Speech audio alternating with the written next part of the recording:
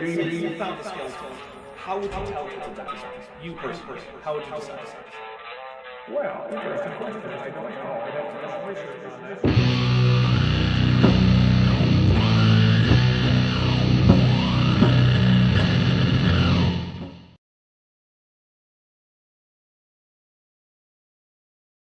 Hello, everybody. Welcome to Jackson with Jackson number 46. Charles Jackson is a plague.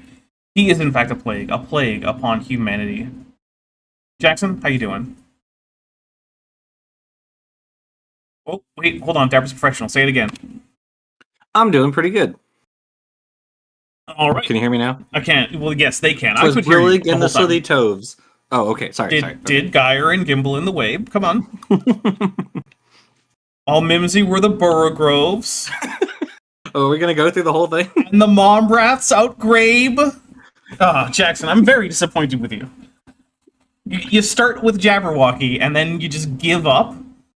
I mean, usually I do that for my sound test, so I wasn't sure if you wanted me to go with the whole thing, so... I mean, how much can you go with? I can do the whole thing. Could you get as far as I did? I mean, if I do in fact say the words, yes. Okay. That's good. You can get through, like, the first stanza of Jabberwocky? I mean, beware the Jabberwock, my son, the jaws that bite and claws that catch. Beware the Jub bird and shun the frumious Bandersnatch. He took his vorpal sword in hand, long time the manxome foe he sought. So rested he by the tum-tum tree and stood a while in thought. And as an uffish thought he stood, the Jabberwock with eyes of flame came whiffling through the Tulgey wood, and burbled as it came. When two and through the vorpal blade went snicker snack. He left it dead, and with its head he went galumphing back. And hast thou slain the Jabberwock? Come to my arms, my beamish boy. O frabjous day, Callooh Calais, he chortled in his joy. 'Twas brillig and the slithy toves did gyre and gimble in the wabe. All mimsy were the Borogoves, and the Momrats outgrabe. Well done, everybody. I am, in fact, actually. I'm actually rather impressed. I have not had to recite that since, like, middle school, I think. Uh-oh. So, George says you're cheating. And How am I cheating? You looked it up. Hold on. Okay. Let me show you what my hands are doing right now. I literally can't see anything because you never turn your camera on, so I don't have your I know, camera on. I'm turning it on right now so I can show you what my Okay. hands are doing. They'll have to take my word for it. My hands were eating! He did hold up a plate. I don't know how that means that he wasn't cheating, but he did hold up a plate, everybody.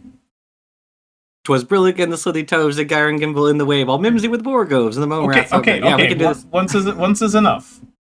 Once is enough. How are you with the Raven? I have, like, read The Raven. I do not remember it. Okay. Well, before we get going, I want to say thank you to Metageeky Platypus Librarian, who not only gave a 5 memberships and also a $2 super chat. So we're gonna look into that in just a second. So here comes the 5 drinks.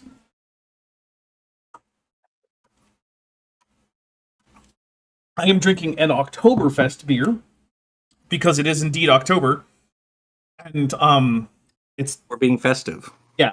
Or are we being festal? I'm not sure what the difference is, but those are both words. Okay. Hey, everybody in the chat, look up the difference between festive and festal, and I want to know, like, which one am I doing?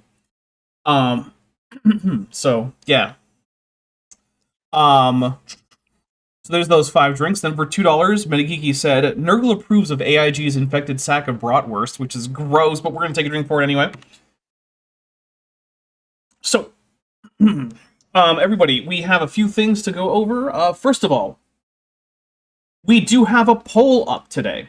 The poll is because Bent will probably not be here for at least the first bit of the movie tonight, if we do a movie. And so I wanted to know, like, hey, should we bother to watch the movie? Or should we just, skip until, like, Saturday? And, won't be the first time we didn't have a movie after, a Tuesday night stream. And so right now, we got 31 votes, and yes, skip today and watch later is at 77%, and no, let's watch today, he can miss is at 23%, so thank you. We do have a super chat goal. If we can get to 20 super chats before the stream is out, that are 5, well, it's the teal one, or above, it's not always the same amount for everybody, I will make sure that Jackson talks to us about whale dongs. He's going to give us the whole rundown on that. It's going to be fascinating. If we can get to 15, though, which is not on there, but it's if we do, I will be giving out a Steam key for Warhammer 40,000 Bolt Gun, which is a boomer shooter. It is very similar to, it's got a gameplay loop that's very similar to the original Doom. It's got sprite-based enemies, it's got pixelated graphics. It's a lot of fun. I beat it a few months ago. It is sort of a low-key sequel to the original Space Marine, if that's a game that you've played. And to get it, you do not have to have given any super chats. You don't have to be a member. You don't have to be a patron. All you have to be is fast. And what I ask is that if you grab the Steam key at me and say that you got it, or that it's already been used if someone else has already used it and you've tried it, just so I know that it's been used and I can take it off my list of Steam keys to give away.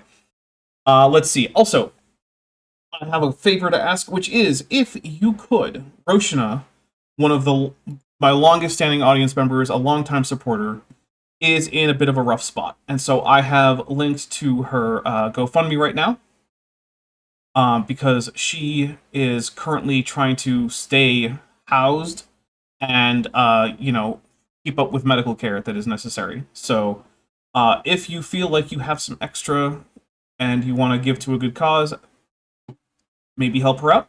That is linked in the pinned comment. Let's see. Princess Mishkin. I'm going to go Princess Mishkin. For 25 Polish zloty says, greetings from Hawaii. Most interested in whale fun facts. Insert Godzilla. We'll take a drink for the Godzilla. Thank you very much. Hillhugger, who's been a member for 38 months and is at the Tetrapod level, says, Charles is also as smart and useful as a plague. Correct. My Unfinished Song says, do whales use any human currency at all, Vietnamese or otherwise?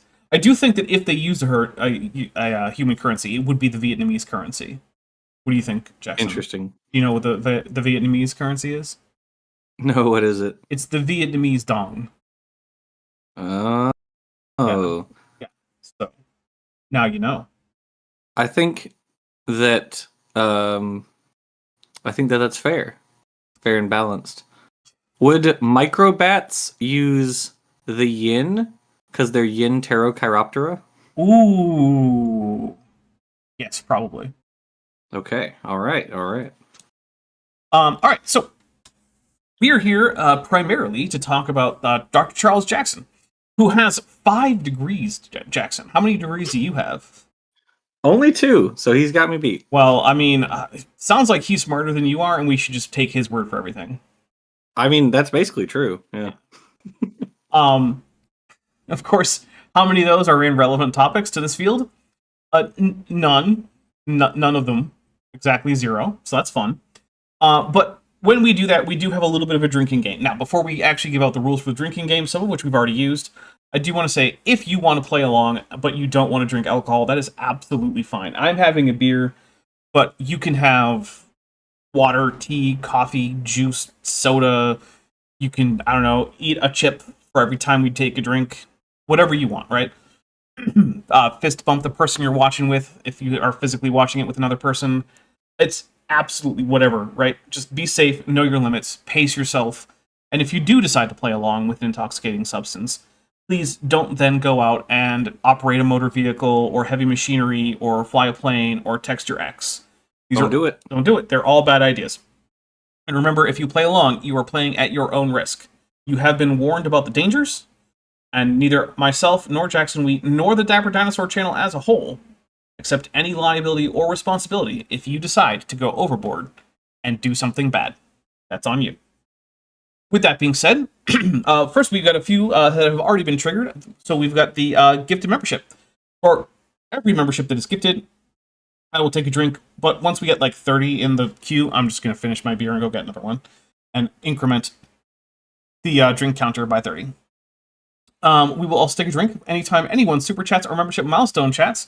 Anything to the effect that Answers in Genesis, or AIG, is a bag of dicks. Now, you do have to be a little bit creative, because if you just type in English, AIG is a bag of dicks, YouTube will just not let you send that super chat. So yeah, be creative. Let's see. We also will take a drink if anyone super chats or membership milestone chats anything with any of our kaiju emoji. We have 3.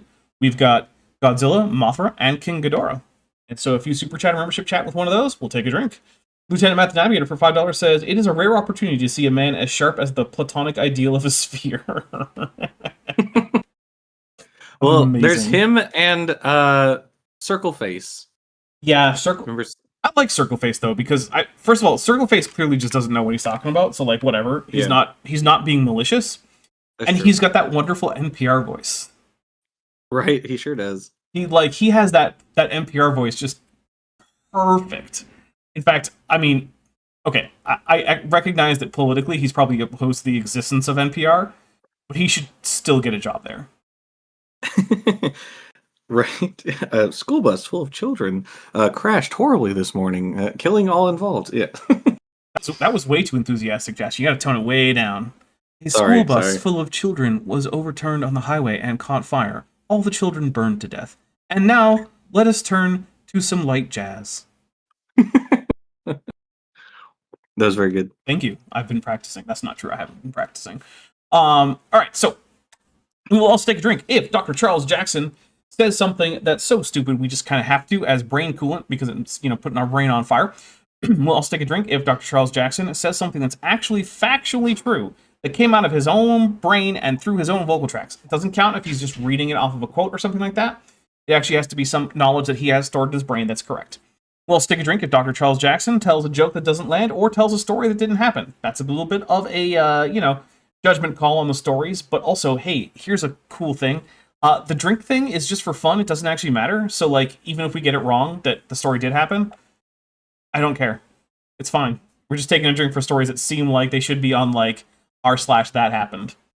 Let's see. I'll stick a drink if Dr. Charles Jackson mixes up what we can know about Lucy with what we can know about any wider taxon to which she belonged on the basis of just that one specimen. So, for instance, if he says, well, we don't know if Lucy could walk upright because we don't have her feet. Yeah, well, we have the feet of other Australopithecus specimens. So, yes, we basically do know what her feet look like. Sorry, that's called ad hominid. Well, I'll stick a drink if either Jackson or I can successfully predict what the argument that Charles Jackson is going to be using, when it's not blindingly obvious. We'll also take a drink if Dr. Charles Jackson cites a source and we check the source, and not only does the source fail to support his claim, but it actively contradicts his claim. We'll take a drink if Dr. Charles Jackson brings up that political party from Germany in the 1930s that's becoming increasingly troublesome here in the 2020s, nearly 100 years later. Thanks, history! Yay! Mm-hmm. Let's see. We will also take a drink. Did I cover everything? I think so. I think I did. I think so, yeah. Dappers Professional. We did actually already have one of these. So if I screw up the production like I did earlier, when I forgot to unmute Good Jackson here on the stream, we'll take a drink. Now, if it's beyond my control, that's not a Dappers of Professional. So, for instance, if YouTube goes down, or the internet goes down, or my computer explodes, or Jackson's house catches on fire, that's not a Dappers of Professional. Yeah, Jackson, don't let your house catch on fire. It's bad for you. Oh, okay. All right. I will keep that in mind. All right. Good to know. All right, Jackson, we have covered all of the drink triggers as far as I can tell. Are you ready for more Charles Jackson? I am as ready as I will ever be, I think. Okay, as a little bit of context, the most recent thing that he did was tell us that, in fact, the entirety of the non-coding portions of the genome are regulatory, and that gene expression is the only difference between humans and chimpanzees. Neither of those things are true.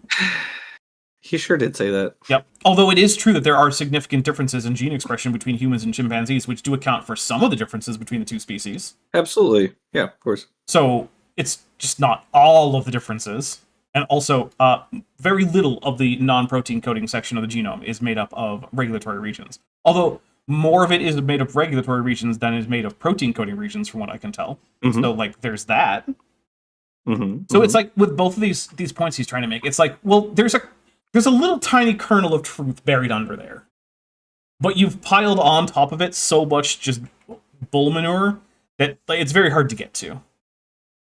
Also, I thought that my skin was peeling off, and I realized it was acrylic gloss varnish that I got on my hand, and so I'm fine. I don't have leprosy, everybody.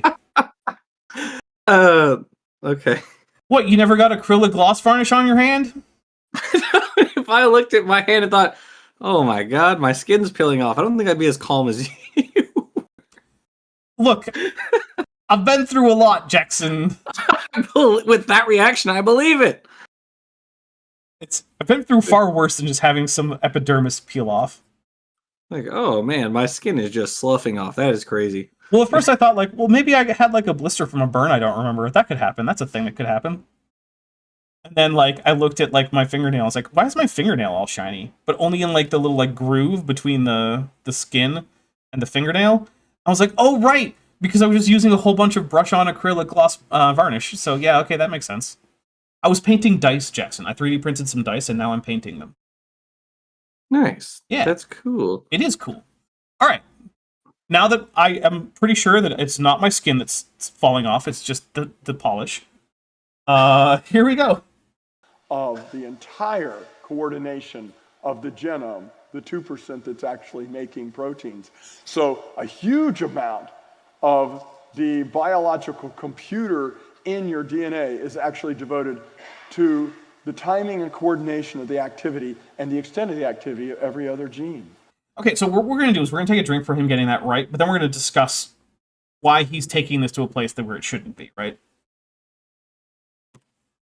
Okay, so this entire talk is supposed to be negating the existence of junk DNA, total, right? Mm-hmm. Yeah, everyone, yeah, he says genome weird. I have no idea why, but... Genome. Yeah, genome. It's one of those things where it's like, it's wrong, but also, like, him pronouncing it wrong isn't, like, an argument, so I don't talk about it all that much, right? So yeah, it's just weird. It does show that he clearly is not part of the field of genetics. But anyway. Genomics? Genomics, maybe. Genomics. Anyway, I lost my train of thought. Gosh darn it. Jackson, what was my train of thought? You're gonna debunk his argument. Yeah, the one that he hasn't really super made yet. But, so, the problem is that he's pointing out that because some of the non-coding parts of the genome, which is about 98% of the genome, are in fact regulatory. In fact, it might be as high as 18%, although I really doubt that it's that high. I think it's probably closer to like 10%, maybe 8% of the rest of it. Yeah, I think 8% was the number I saw most recently. Yeah. But I'll be generous and say 20% or 18%, sorry. Right?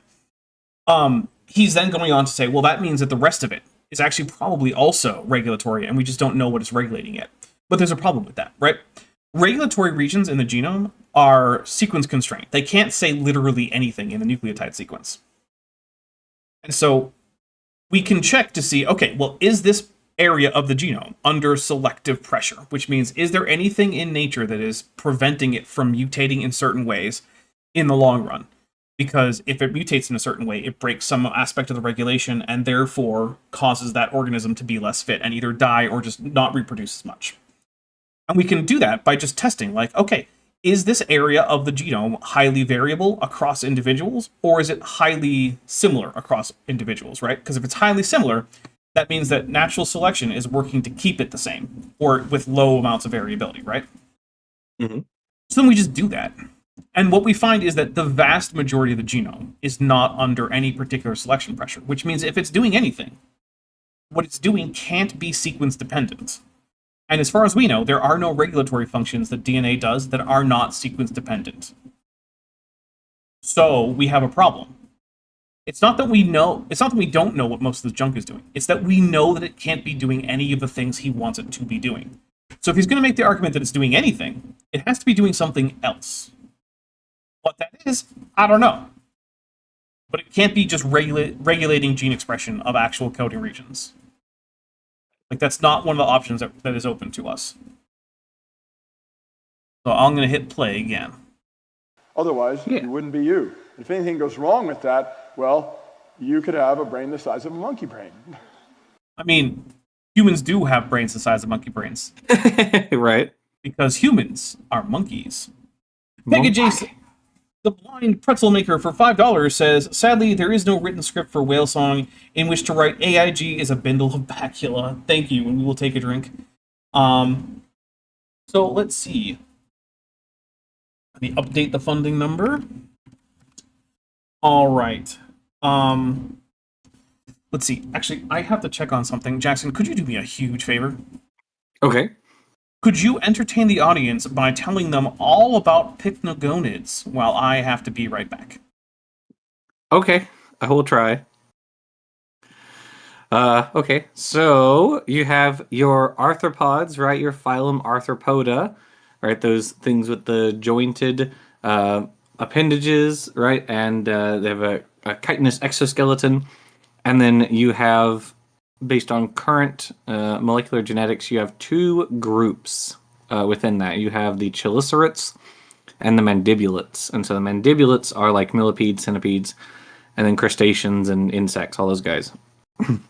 Then the other group, the chelicerates, that's your extant arthropods that have chelicerae, which are these little mouth appendages that were initially, ancestrally, they were little claws that could grab things.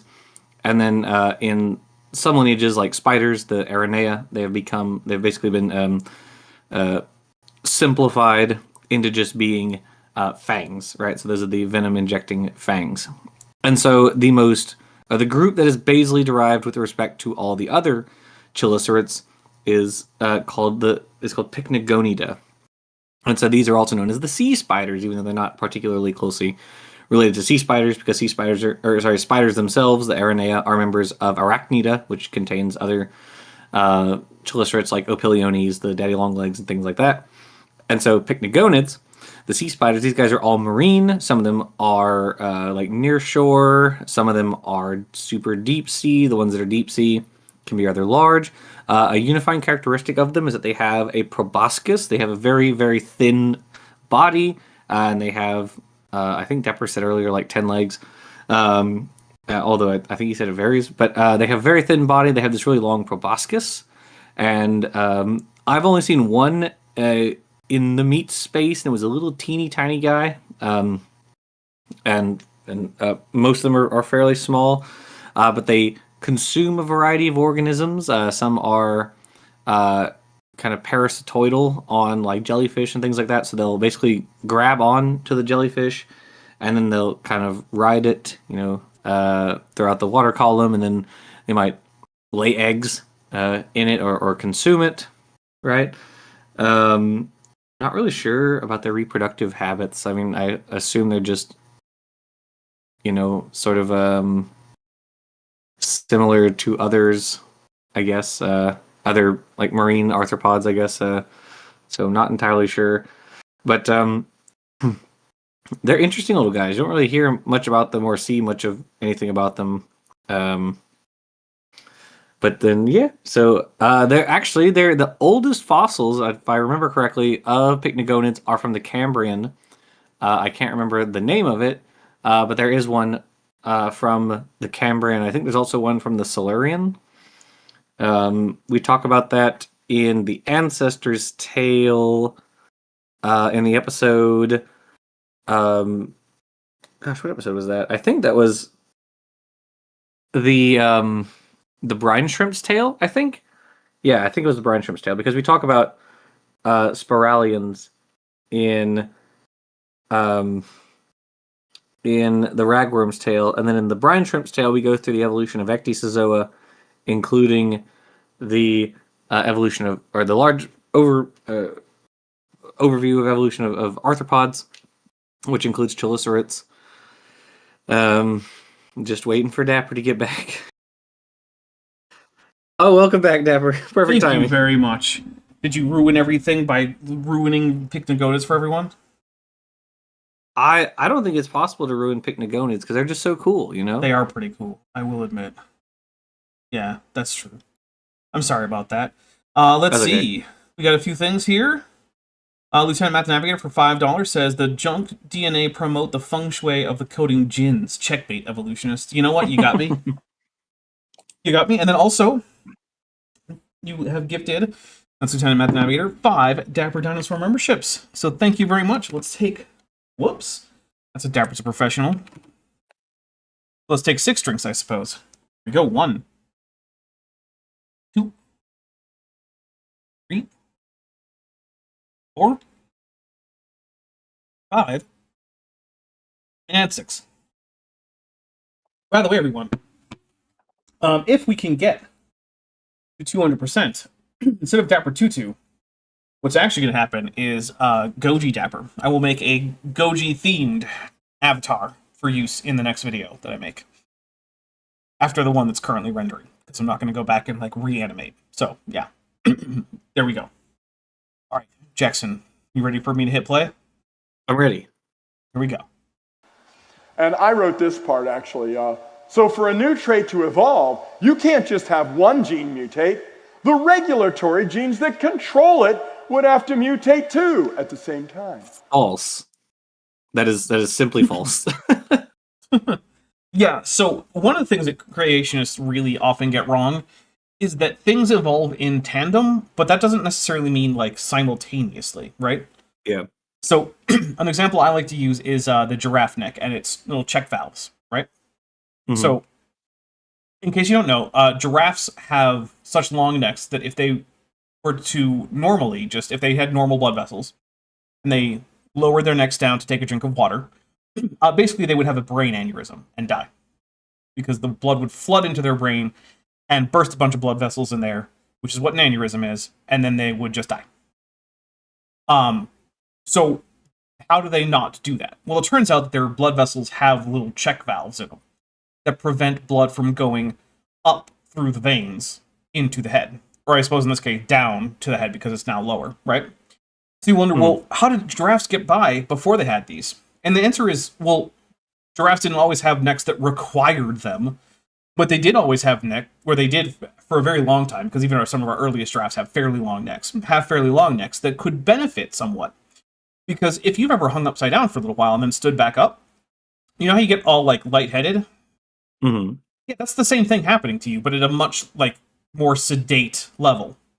But if you had some basic little check valves that prevented that blood flow from being so fast, you would become a little bit resistant to that lightheadedness. And so, if you had that being a problem for you a lot, any little bit of extra resistance would mean that if you took a quick drink and lifted your neck back up, you'd be less lightheaded and less susceptible to things like stumbling around after you need to run away from, like, a lion or something. So it's a selective advantage. And as the neck gets longer, it becomes more important to have those impediments to blood flow. And so there's selection pressure to grow even bigger extra flaps of tissue in, because that's all that the check valves are, in your veins. And that's it. It happens in tandem. When a mutation occurs, it makes the neck longer, and that's selected for. It creates the pressure for the little extra bits of tissue in the arteries. The same thing with regulatory regions, right? As a protein becomes important, and its production needs to be more tightly regulated, that puts pressure for better regulation. And as new proteins evolve, better regulation of those new proteins creates itself the selection pressure. So these things happen in tandem, but they don't have to happen in exactly the same time with the exact mutations happening coordinated in a single individual. We got a few things here. Let's see. Vishanti has made a request of me saying, please read the Nestorian trolling skeet with a Mothra. So first we'll take a drink for the Mothra, but then I think I need to figure out what the heck she's talking about. So I'm going to check. Let's see. All right, so this is on a Blue Sky. I'm going over there. Vishanti has sent me this. And she's been a member for 50 months, so, you know. Let's see. This does not look like the skeet that I was sent. I think something has gone wrong. Let me try this again. There we go. Okay. So the picture is of, you know, the dominoes meme, where you have the guy with a tiny little domino and eventually it's going to knock down the giant one? Okay, so the bottom domino says, Assyrian bishops refuse to condemn Nestorius. I've seen that meme. Assyrian bishops refuse to condemn Nestorius' 431 challenge to the use of the title Theotokos, bearer of God, for Mary. And the last one is White Sox fan forced to accept Cubs jersey. And the alt text is dominoes being White Sox fan forced to accept Cubs jersey. And let's see. Oh, okay, here we go. Mar Awa, the third patriarch of the Syrian Church of the East, also born in Chicago, gave Pope Leo a Cubs jersey. And then the alt on that one is... Yeah, okay. Let's see. Mar Allah III in red cassock smiles as he gives the jersey to Leo, who looks as though he's been given a bomb to hold, and he does. Oh, thanks, Nestorius. I thought that was really funny. That is pretty good. Yeah, that's a pretty good skeet right there. All right. Everyone forgets about the Nestorians. They exist. And they are... Look, if you want to find a group of Christians who are actually being oppressed, it's not in America. It's the Nestorians. Go check out those guys.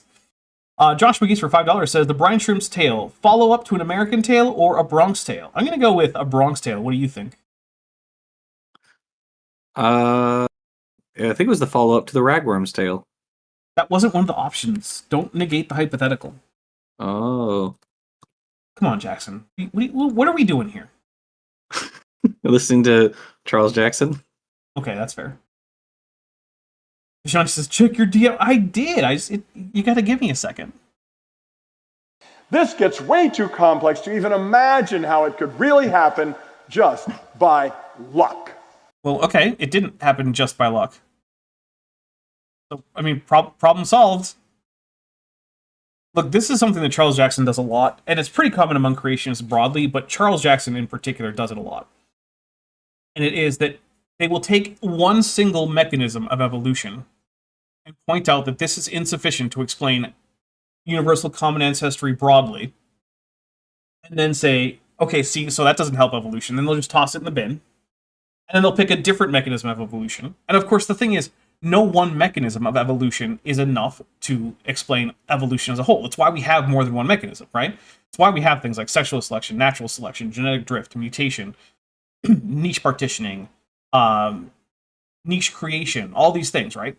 And you can't just ignore all but one of them at a time, and then after concluding that each one of them can't make the whole thing function, that therefore the whole thing can't function.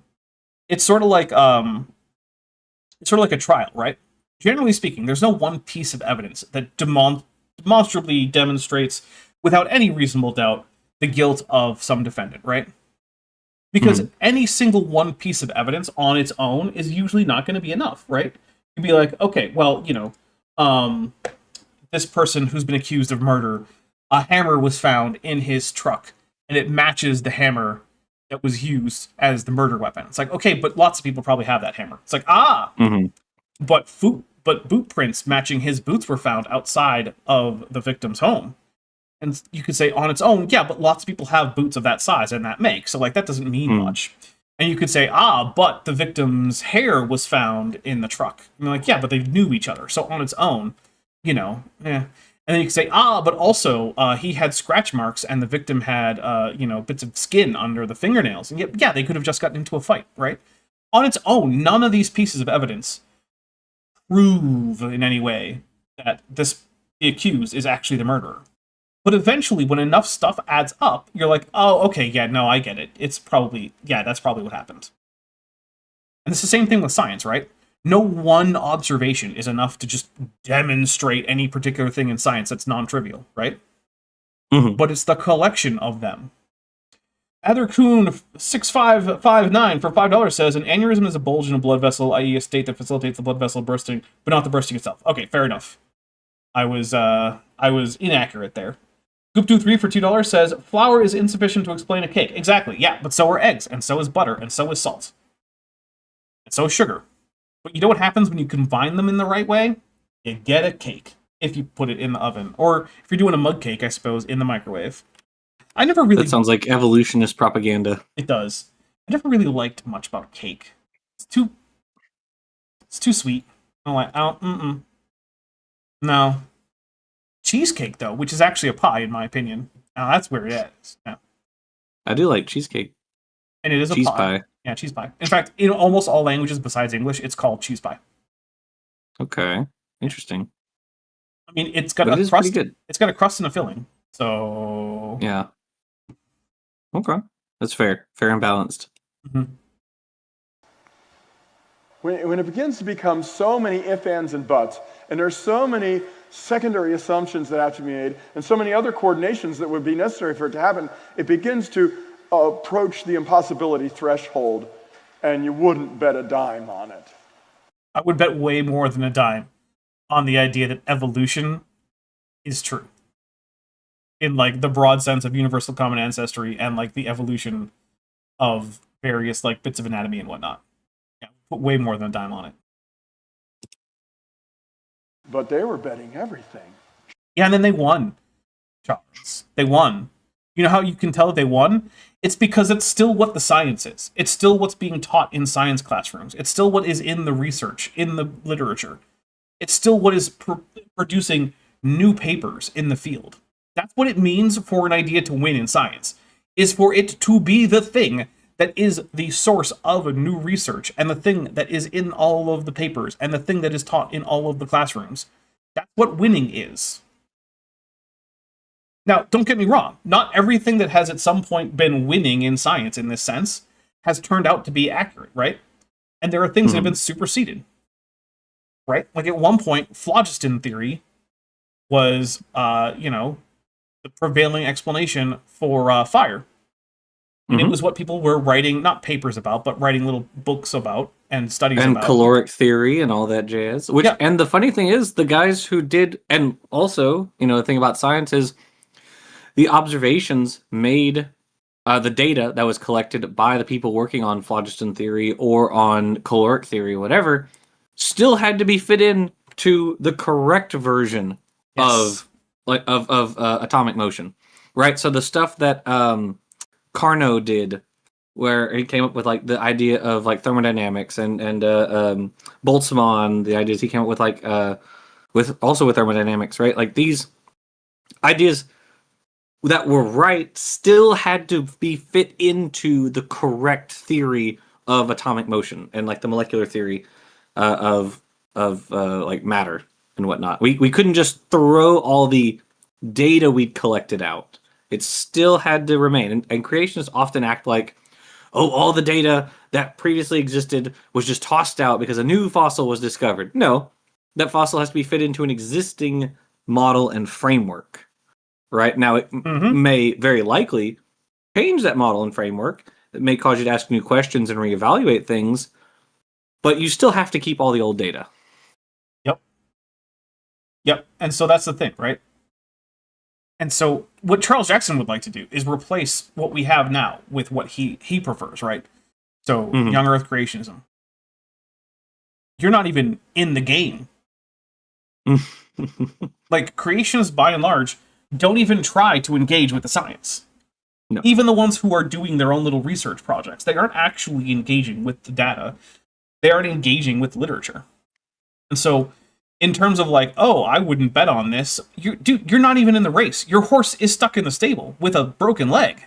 What are you talking about? You wouldn't bet on this. Of course you wouldn't. You don't even have a horse in the race. The power of nuh-uh for 100 Argentinian pesos says alternative idea. All pies are actually cake. No. I disagree. Cake is a kind of overly sweet bread. That's what I'm going to go with. Okay. Yeah. And pies are not bread. Even though they might have a pastry crust, primarily they are not bread. Yeah. Junk DNA. Look, 2007, Washington Post reported this the next year.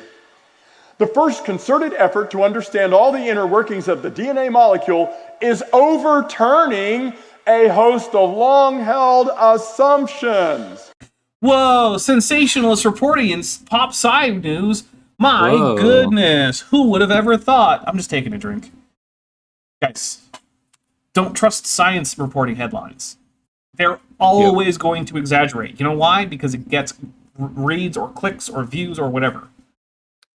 Yeah, and this is something I teach in, I think it's the Bio 101 class that I taught, is like, we spend much of a lecture discussing questions you should ask yourself when reading an article. Like, there are lots of different types of media, so you can take in information different ways, and so you need to apportion your credulity for what you're reading based on the type of literature that it is. So if it's a scientific work and you go through it, so we spend a lot of time talking about like statistical methods and like showing, does it follow the data that has previously been established? Is it claiming to like overturn the entire paradigm? how many people or samples, whatever, are in the sample size.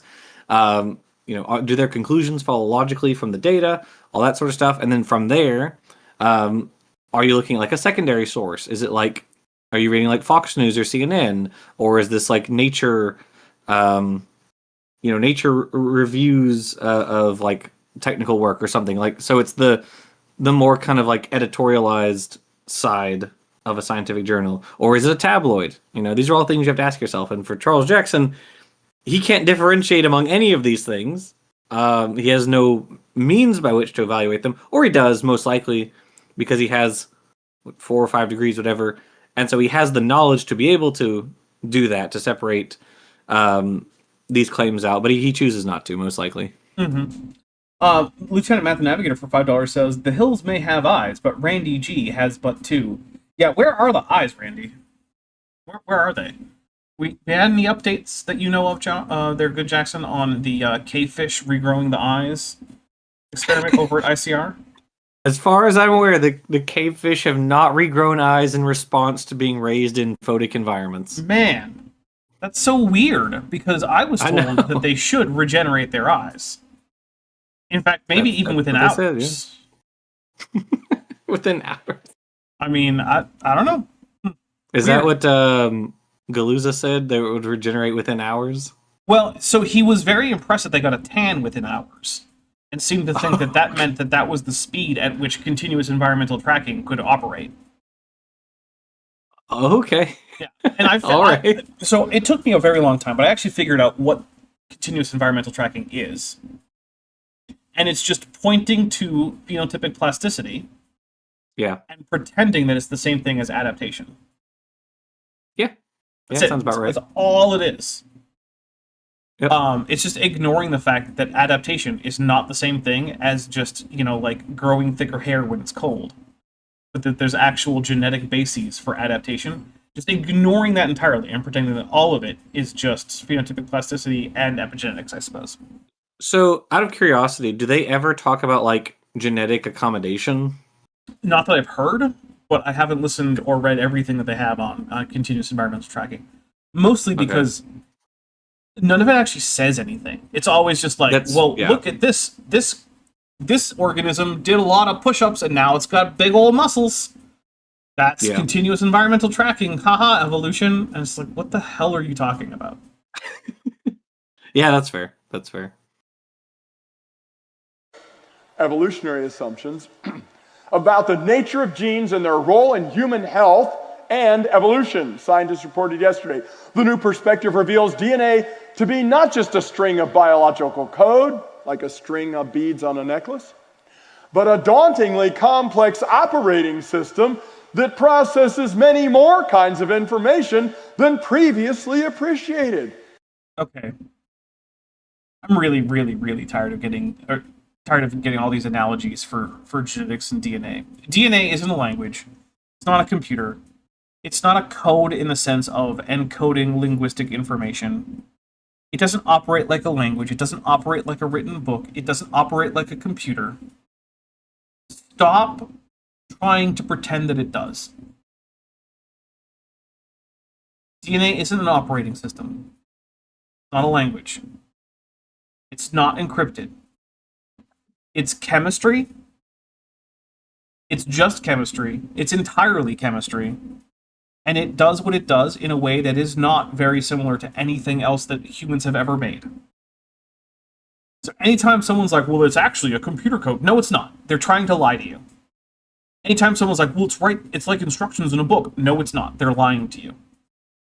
It's like a recipe. No, it's not. They're lying to you. Anytime someone is trying to tell you that DNA actually operates like any man-made information system, they're not telling you the truth. It's a lie. They might not know that it's a lie, in which case I guess they're not lying, but it is a lie. And in the case of people like Charles Jackson, I fully believe that he is in fact lying. Yeah. In the case of this reporter, they're probably just dumb. It turns out you don't actually have to know a whole lot about science to get a job as a science reporter. Yeah, unfortunately. Yeah, like with many aspects of journalism, it's more important that you be able to not violate ethics rules, and write a compelling story than that you write something that is actually like scientifically accurate. Way more intelligently designed than they had ever hoped it would be. Lieutenant Matt the Navigator for $2 says, unless it can run on Temple OS, it isn't code. Exactly. Jackson, have you made the switch over to Temple OS yet? I was really busy this past month, so I have not yet. And you're missing out. The Temple OS has a way to talk directly to God. That does sound useful. I could use that for a lot of stuff. Yeah. So, like, I don't know. Maybe you should get a Temple OS partition.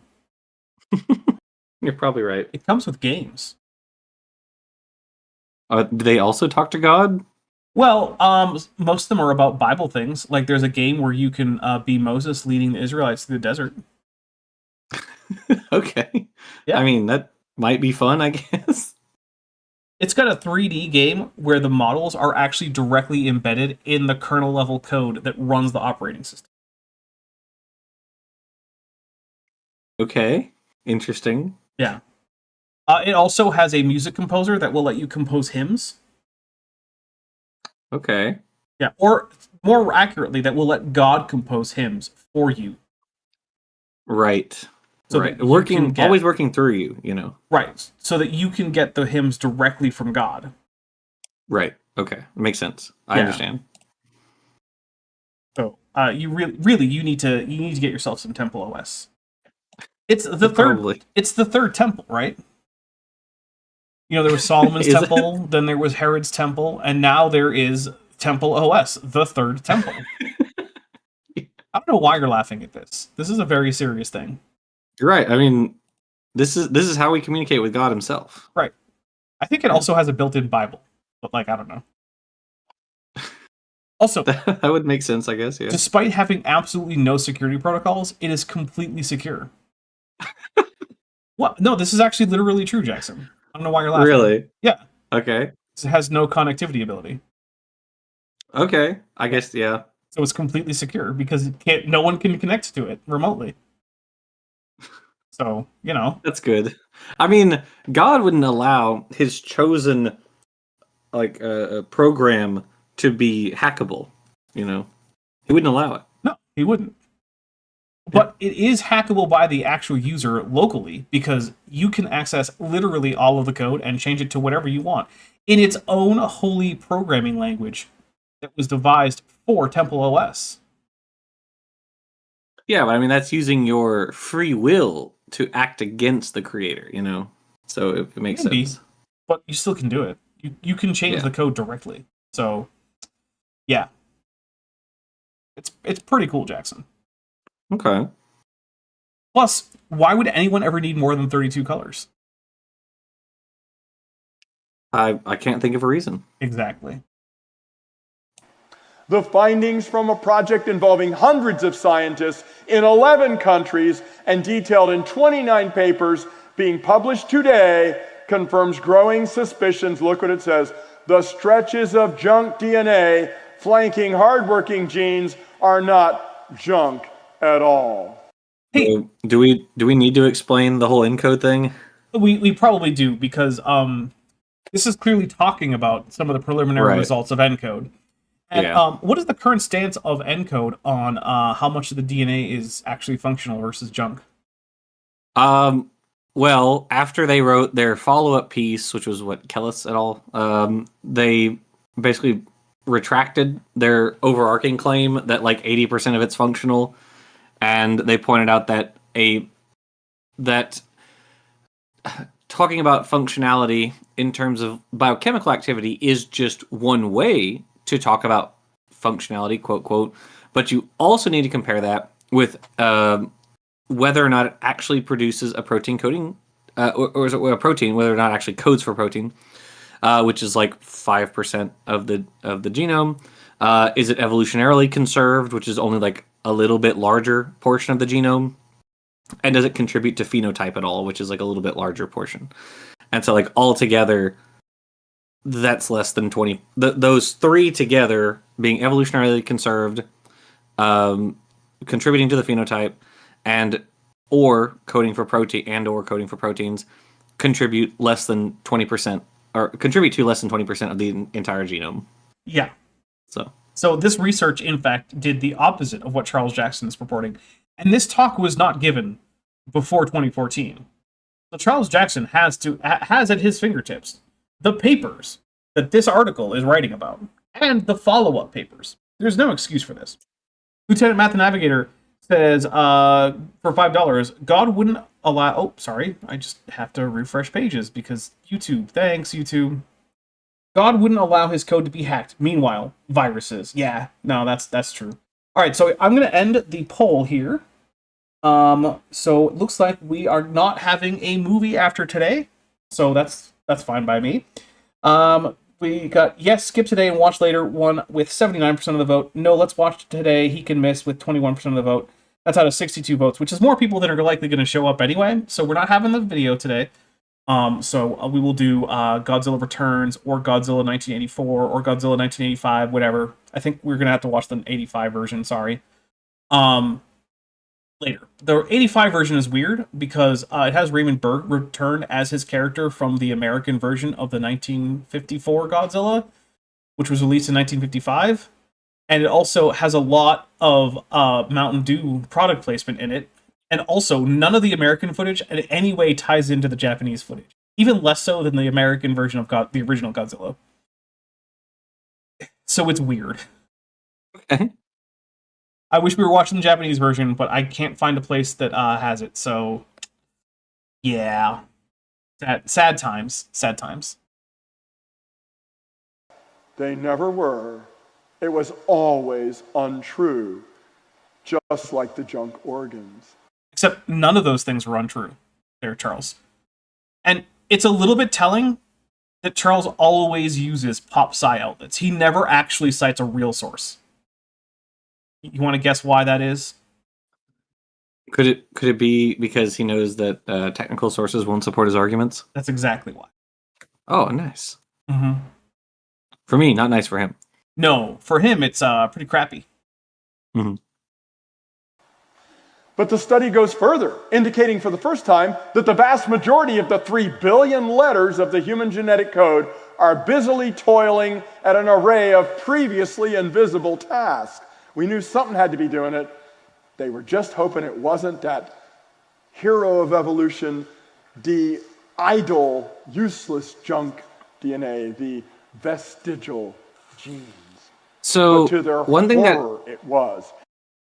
One thing that is a little funny about even the original ENCODE paper was that creationists like to argue that the genome is 100% functional, but even by ENCODE's original paper, like some 20% of the genome is not biochemically functional at all. Right.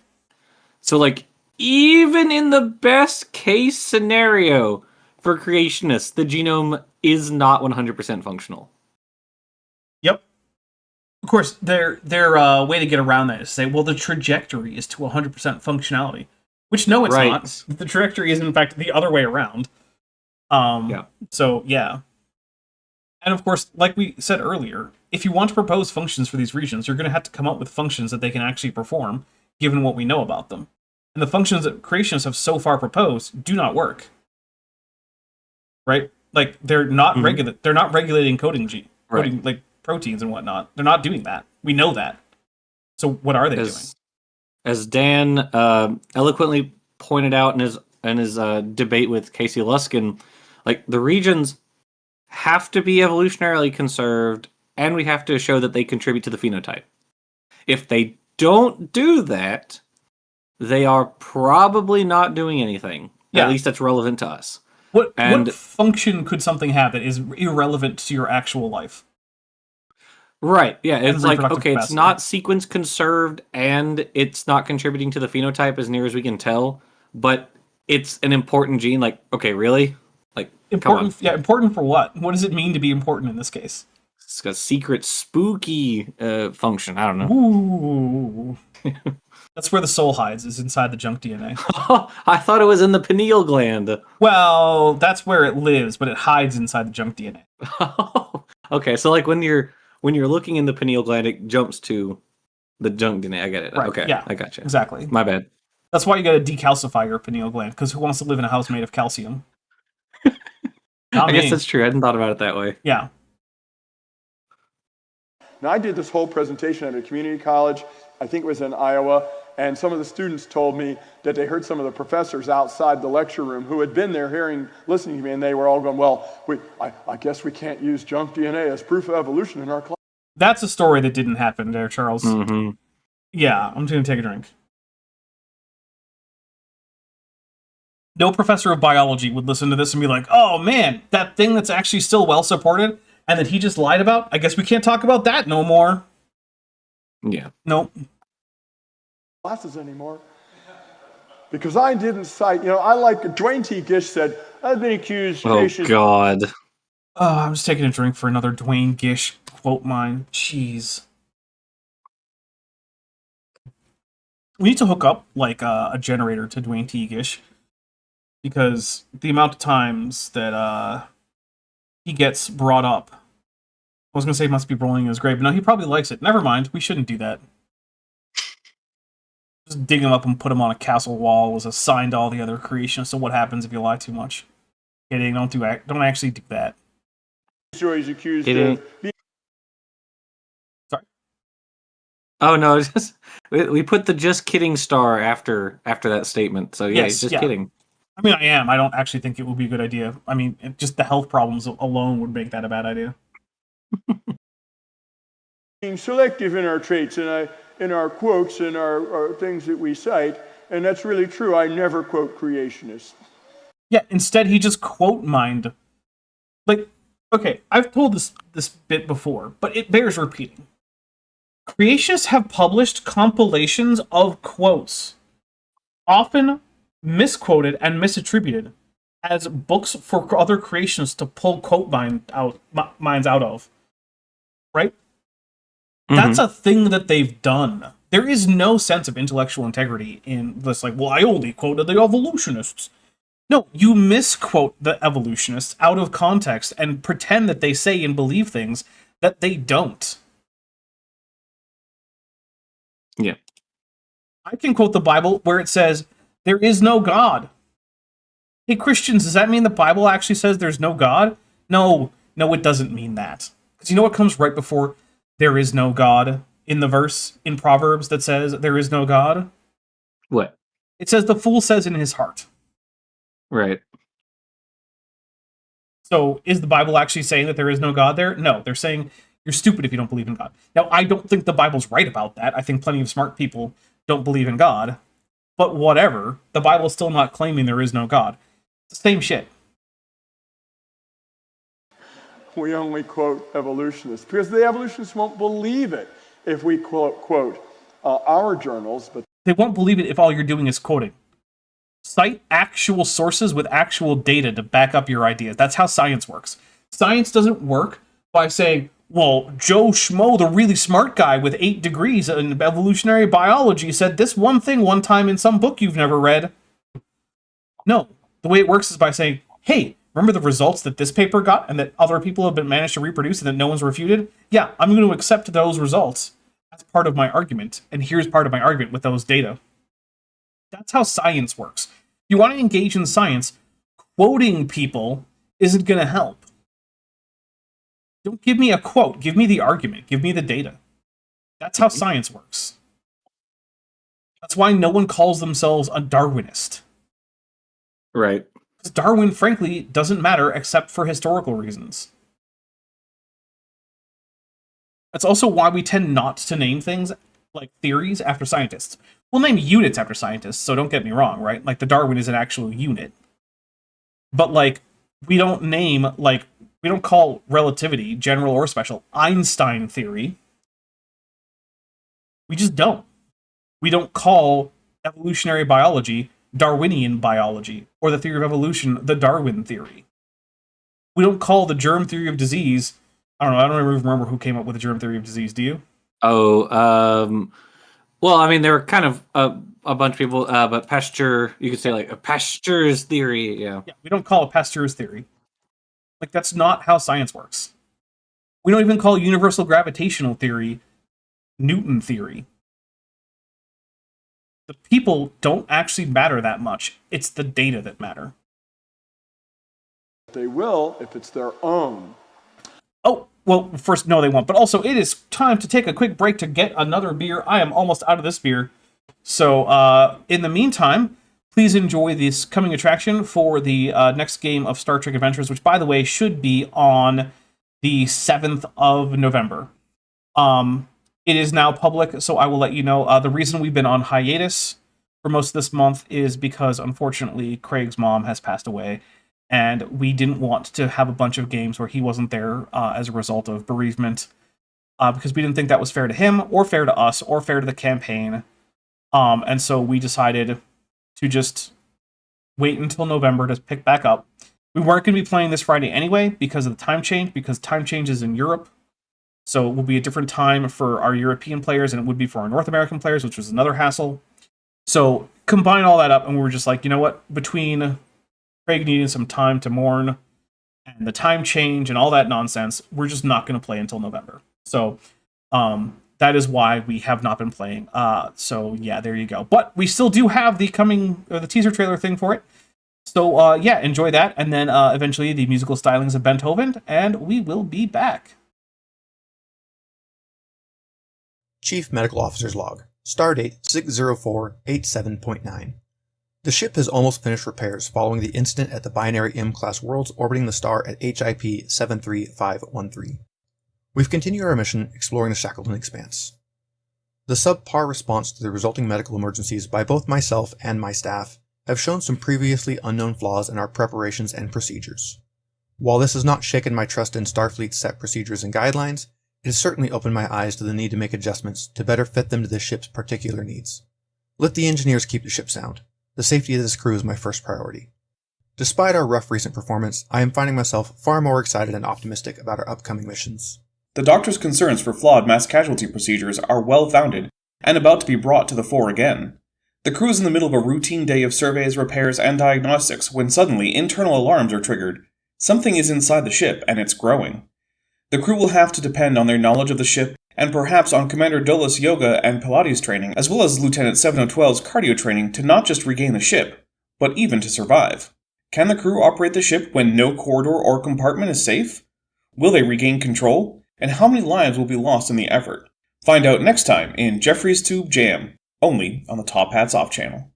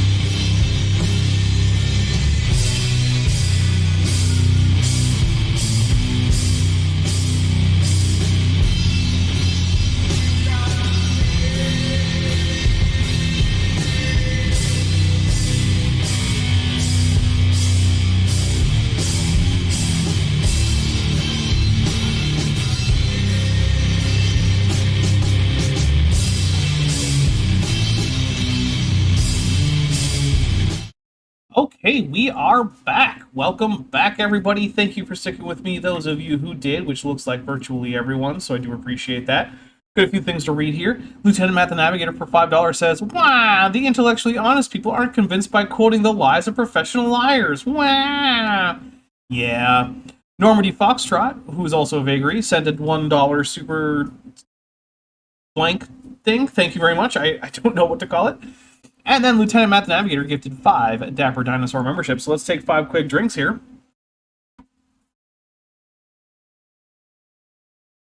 That beer is even colder and better. So, now that we're back, I just want to say a few things. First of all, the pinned chat is in fact a link to Roshina's fundraiser over on GoFundMe. Roshina has been a big part of this community for a very long time now, and she is having just a hell of a time lately. Between job loss, disability, being financially stuck in a place that is hard to afford, but also even harder to move out of because of how much it costs to move. It's just not a great time right now. But I do want to say thank you so much. This fundraiser has only been open for a day, and it's already 27% funded. So that's pretty amazing. It's because you guys are awesome. Similarly, I have YouTube's been rough lately, and you guys have turned around the trend, at least in terms of like channel income and being able to support itself. Because quite frankly, whatever YouTube does, as long as I can afford to keep doing this, I want to keep doing it. And you guys are helping make that happen. Whether it be through joining the channel memberships, gifting memberships, super chats, super stickers, super thanks, joining the Patreon, all that stuff. And so if you want to help the channel out, those are all great things. The memberships and the Patreon give you early access. I should have a video coming out later this week.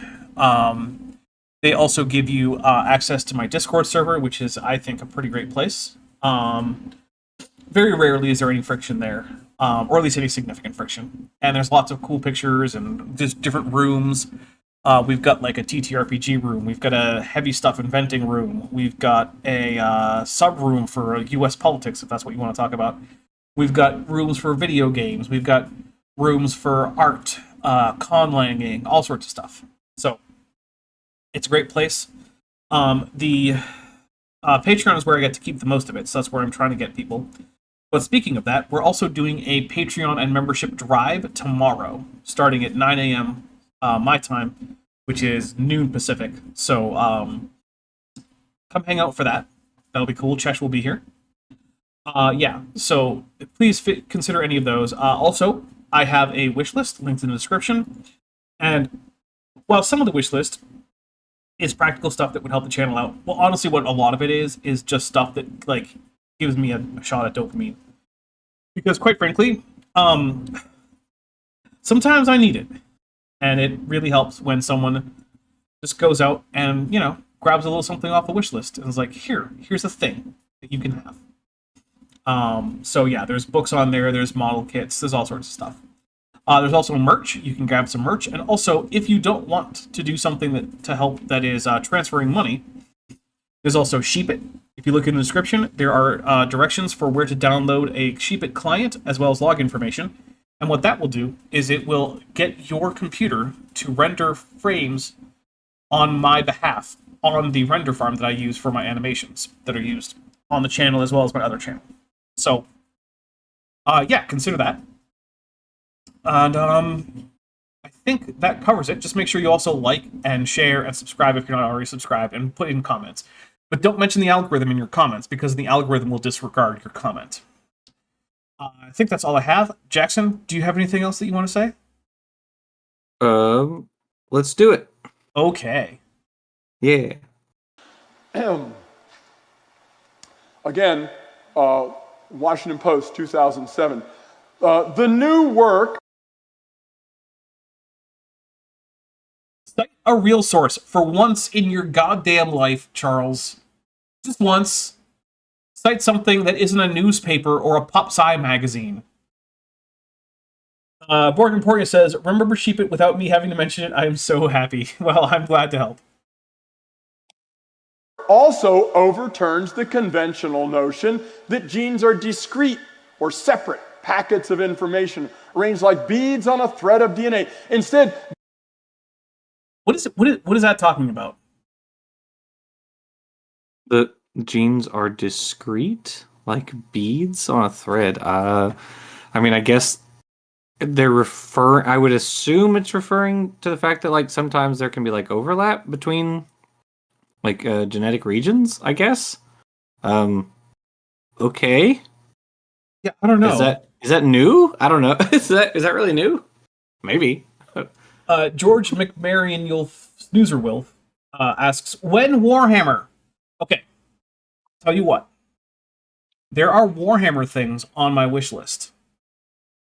If I am sent a Warhammer thing from my wish list, I will make sure that the Discord, as well as the channel posts, get updates about my building and painting the Warhammer stuff that I'm sent. How about that? Let's take a look at what's on there. So what's on there right now is some Legions Imperialis stuff, because quite frankly, it has less rules churn, and it seems a little bit less expensive than Warhammer 40k.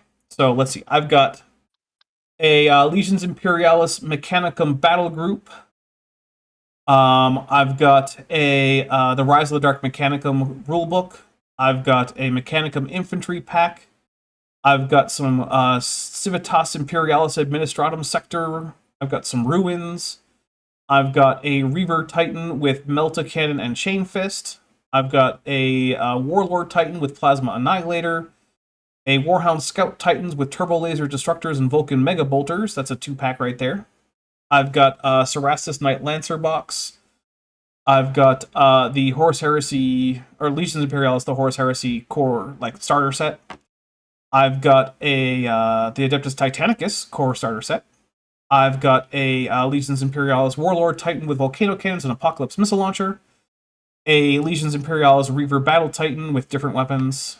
And a Legions Imperialis Adeptus Titanicus Warmaster Iconoclast Heavy Battle Titan.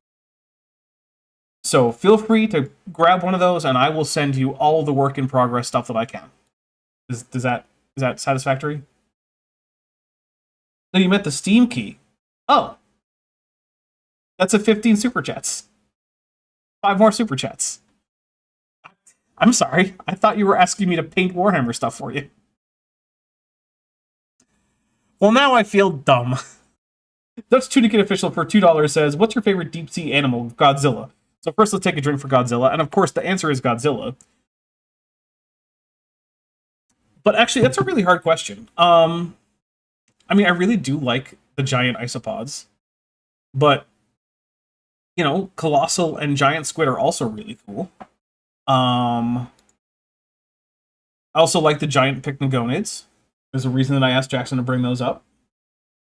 Yeah, it's really hard to say.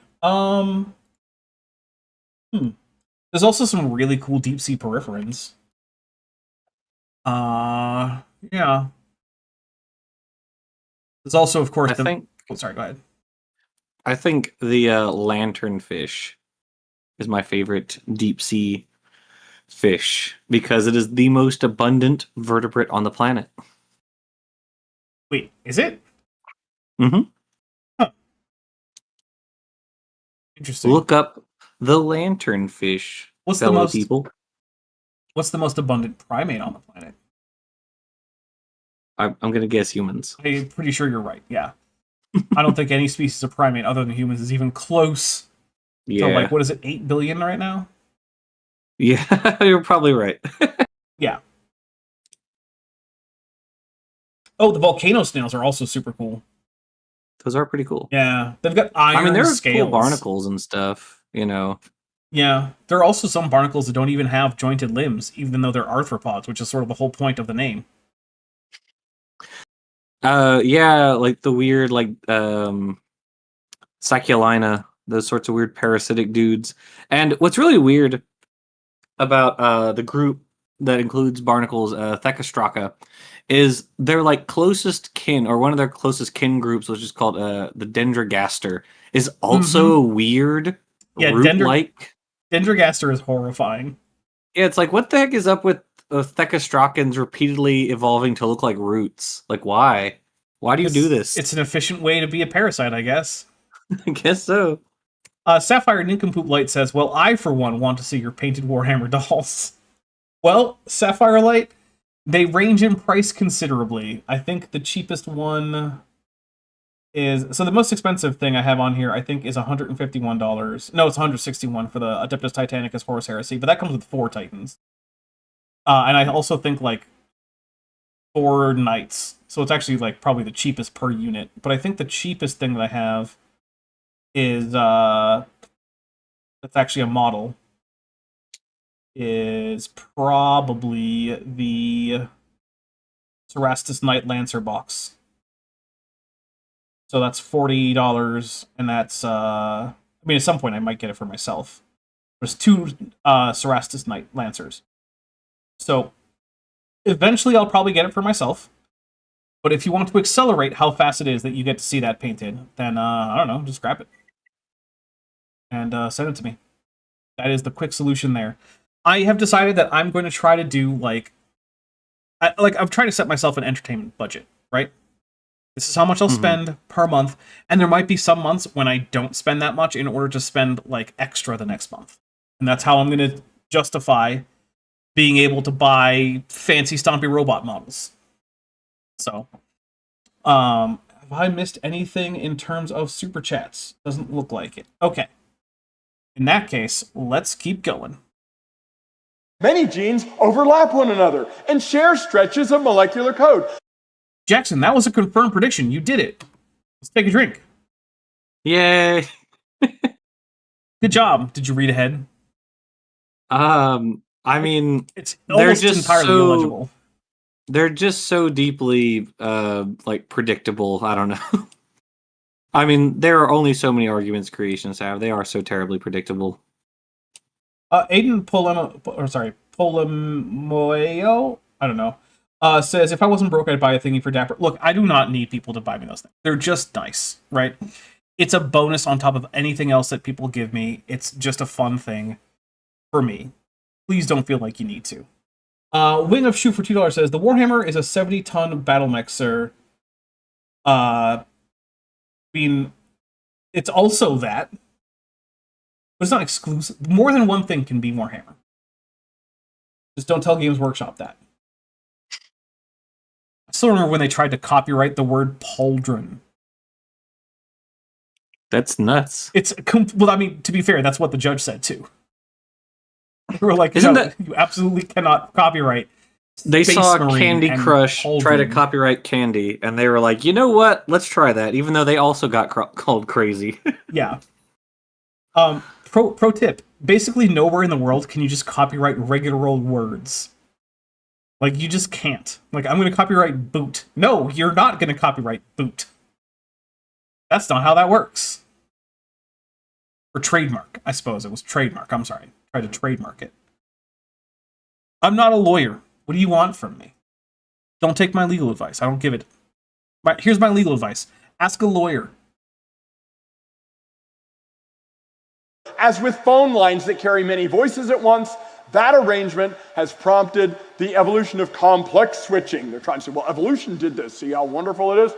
But if evolution did it, and then evolution messed with perfection, it would de-evolve and only... I'm sorry, who said that things were perfect? When did that happen? Because I don't remember that happening. That's just a word he just tossed in there to further lie to his audience. No one in that article said anything about perfection. I'm taking a drink. Let's see. Oh, I have to read. Oh, there it is. The power of Nuh-uh for 100 Argentinian pesos says only the Mahdi would ask us not to buy his entire wish list. Lisan al-Ghaib.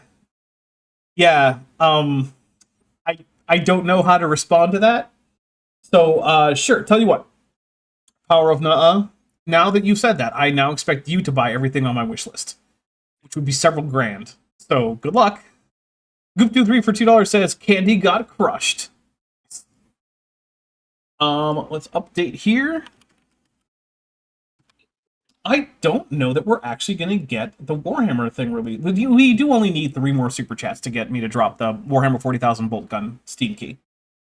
So we could do it. We got 40 more minutes or so. Mess with the perfection. The contradictions, the dreamy thought life. Charles, that's called projection. You know, and oh wait, Olivia Williams for $6.99 Beaverbuck says, remind me how Bethesda wanted to copyright the word scrolls. Yeah, just... There's so much about games companies that I hate. And the thing is, I really don't like Games Workshop very much as a company. They're pretty shitty overall in a lot of ways. But god damn it, I like their settings. Okay, here's something interesting. I actually finally found a faction that I think is cool from Age of Sigmar, which has never really happened. And I mean cool in terms of their lore. I always thought the Seraphon were cool because, well, I'm a huge fan of dinosaurs, and they have big old dinosaurs, so, you know, obviously I like those models. But, I like the lore of the Ossiarch Bone Reapers. First time I ever actually listened to lore for a faction in Age of Sigmar and was like, no, that's cool. So yeah, I don't plan on starting up an Age of Sigmar army, but if I did, it would be Ossiarch Bone Reapers. Yeah. Jackson, you know why they're called Bone Reapers? Why?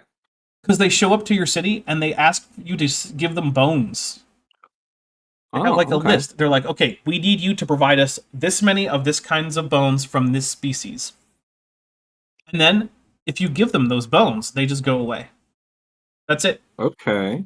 But if you Just don't, reaping bones. if you don't give them those bones, they will take them. And they might start with like the graveyards and cemeteries.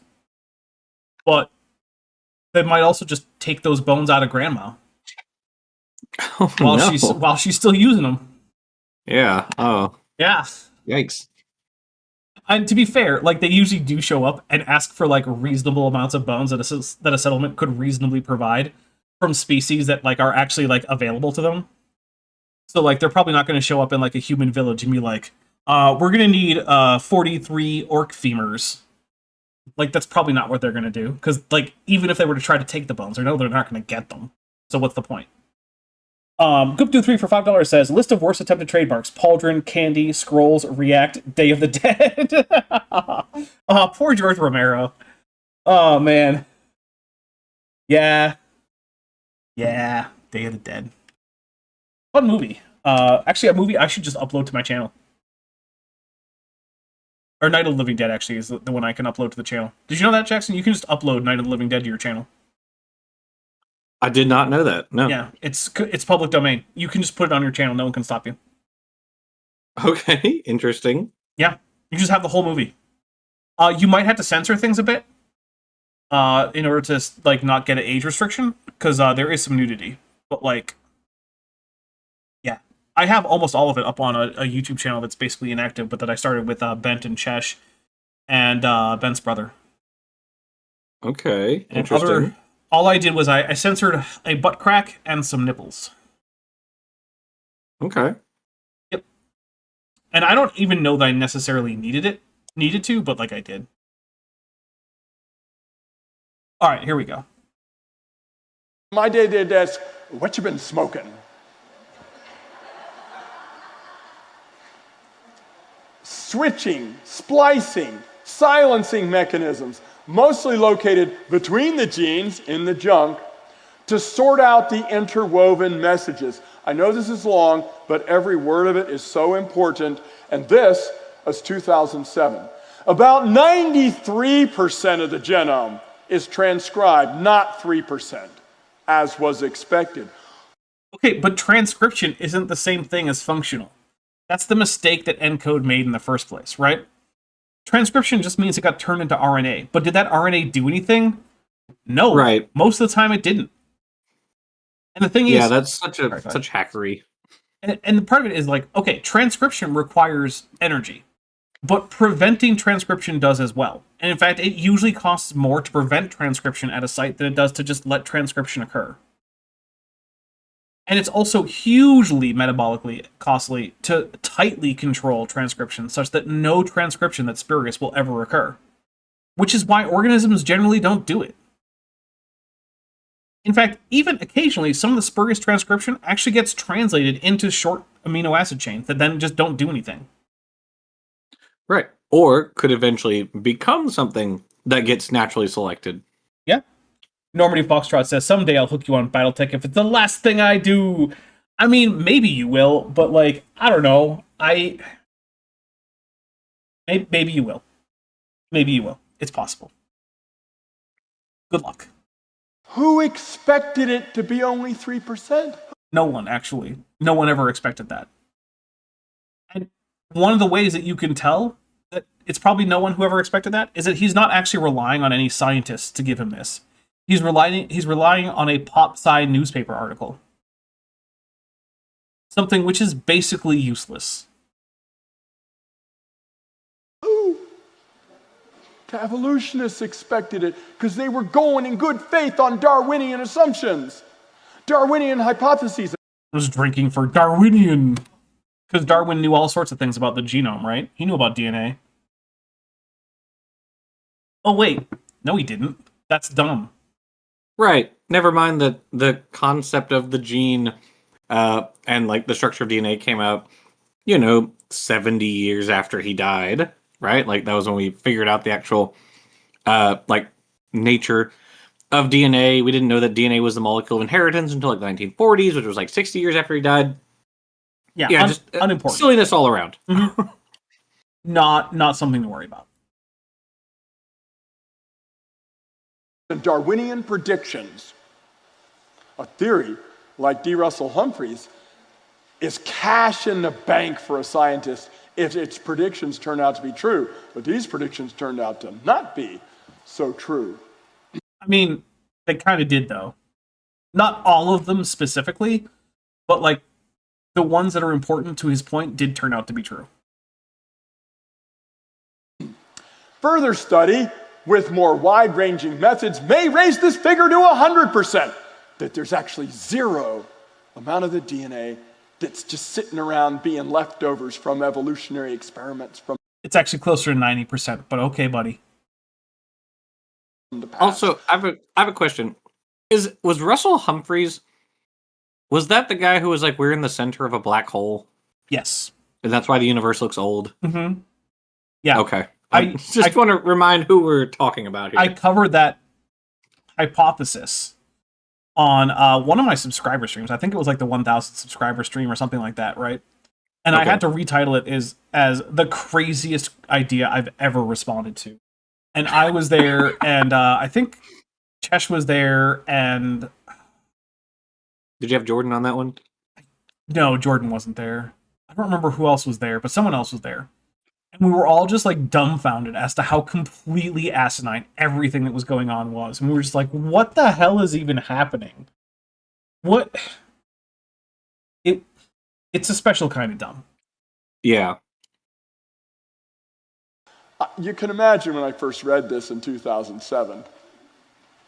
It was party time. Let's break Mothra out the came mac out. and cheese. Drink for Mothra.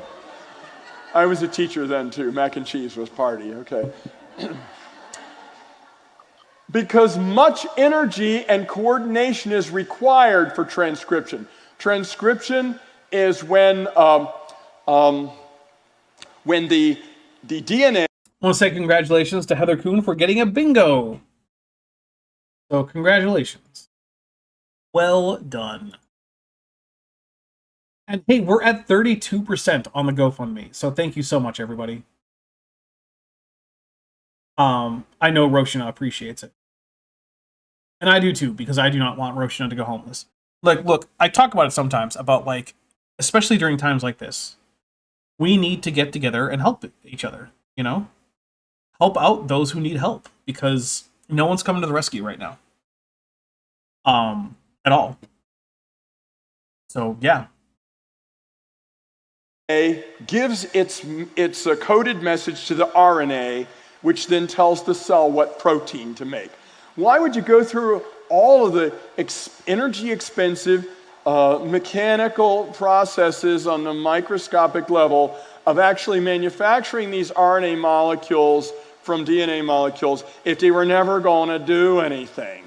Because it's expensive to prevent it from happening. That's why. That's literally it. It's more expensive to tightly control it than it is to allow for the occasional bit of spurious transcription. That's why. Yeah, do you think he knows anything about, small interfering RNAs or like repressor like transcription factors or things like that? Probably No, not. of course not. Probably not. Sapphire, hold on, I have to get the full name out here. Sapphire Nincompoop for $5 says AIG is a syphilic sack of Nurgle spawn named Bad Jackson obsessed with gen gnomes. That's gross. I shouldn't have had a Nurgle flag bearer as the thumbnail for this, but okay, I accept it. I'll take a drink. Which also means we are one super chat away from me dropping the Warhammer 40,000 Boltgun Steam key, which remember is available to anyone who asks fast enough. You don't have to have super chatted or be a member or a patron or anything else. You just have to be in chat and fast. 98%, 93%, probably 100% is all transcribed. And that probably the whole genome is used by the cell, and there is no such thing as junk DNA. Exons are not gene-specific, but are modules that can be joined to many different RNA transcripts. Okay. Some exons can be used by more than one gene. I should probably back up and talk about exons versus introns. So in eukaryotes, genes are broken up into exons, and between the exons are what are called introns. The introns are transcribed, but then the intron bit is cut out of the RNA, and the exons are joined to each other to make the final RNA that actually goes out and gets turned into a protein. And sometimes some exons are used by more than one gene, and that's true. But not all exons are, and not all genes are composed of exons from multiple locations that are shared with other genes. So, like, once again, we're at that point where it's like, okay, there's some truth to what Charles is saying, but he's saying it in a way that's exaggerated to the point of it not being true, and in a misleading manner. So, yeah. I don't know, Jackson, you have anything to add to that?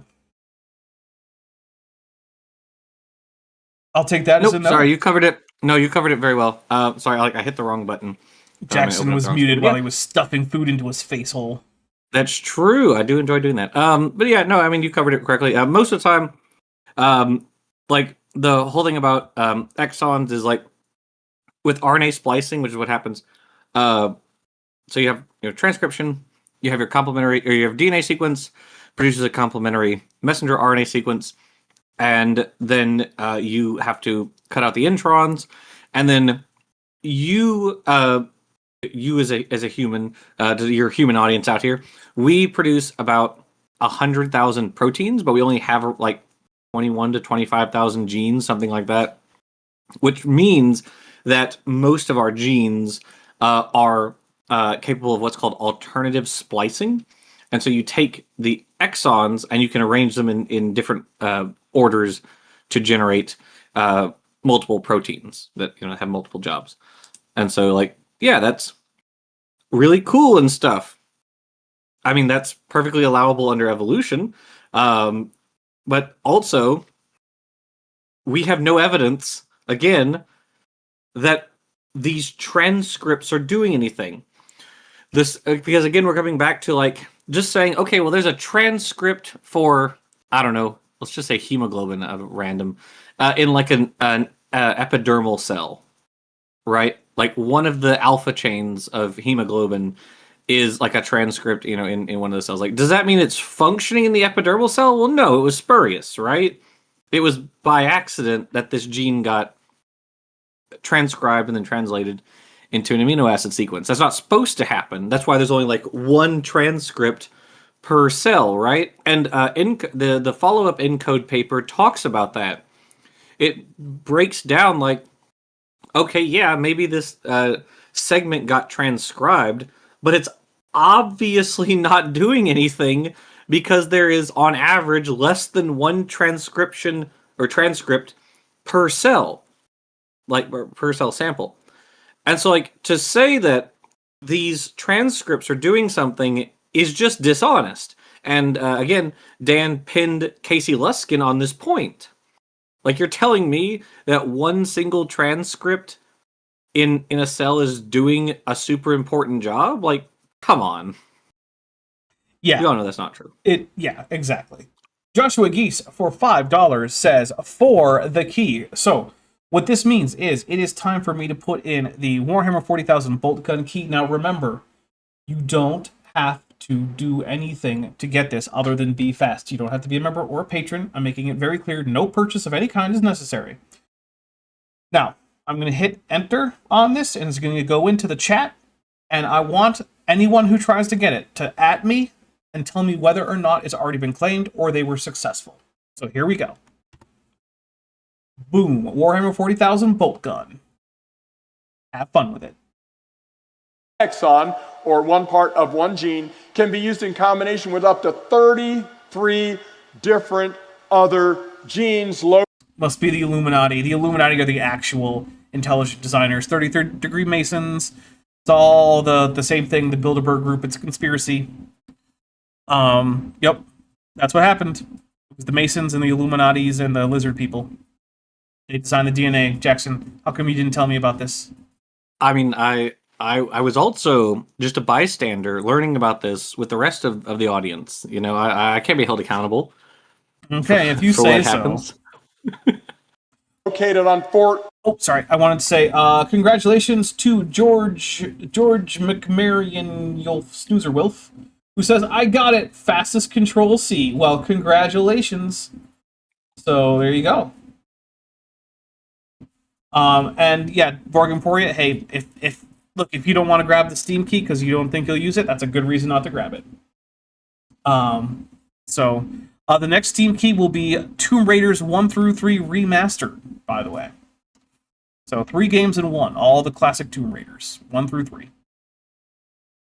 14 different chromosomes.